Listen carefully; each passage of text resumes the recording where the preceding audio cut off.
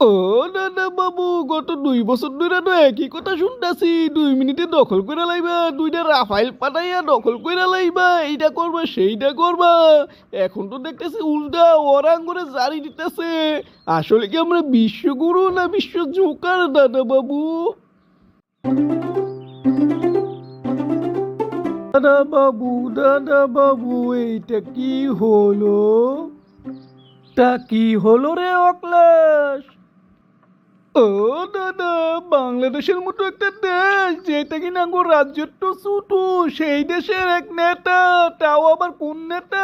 বড় রাজনৈতিক দলের নেতা না, ছোট একটা দলের নেতা। যেই দল গত বছর জন্ম নিছে, সেই দলের এক নেতা আঙ্গুরে কয় আঙ্গুর 7 সিস্টার আলাদা কইরা দিব। এটা কি মানা যায়? এই তোর কোথাও ভুল হইতেছে। তুই কি বাংলা মাল না, তুই কি পচা মাল বেশি খাইছত নাকি? এগুলো থুইয়া গরুর গুমুট খা, তাহলে ভালো শুনতে পারতি।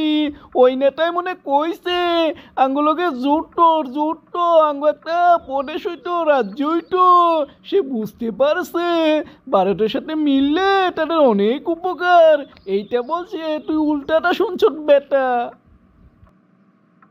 ও আমার গুমুট খাওয়ার দাদা বাবু, আমি ঠিকই শুনছি, উল্টাপাল্টা শুনি নাই। ওই নেতায় ঠিকই কইছে আঙ্গু 7 সিস্টার ভারত থেকে আলাদা করে দিব আমরা যদি হাসিনারে রাখি, তাদের দেশে সন্ত্রাসীদের জায়গা দেই। দাদা বাবু, এত বড় সাহস এইসব কথা কইছে, তুমি কিছু কইবা না? আঙ্গু মোদিজি কিছু কইব না?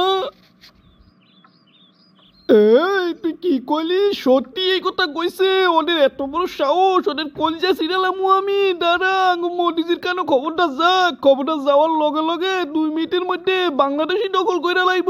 তখন দেখবো তারা কেমনে হুমকি দেয়। ও দাদা বাবু, গত 2 বছর ধরে তো একই কথা শুনতাছি। 2 মিনিটে দখল করে লাইবা, দুইটা রাফাইল পাঠাইয়া দখল করে লাইবা, এইটা করবা সেইটা করবা। এখন তো দেখতেছি উল্টা ওরাং করে জারি দিতেছে। আসলে কি আমরা বিশ্বগুরু না বিশ্ব জোকার দাদা বাবু?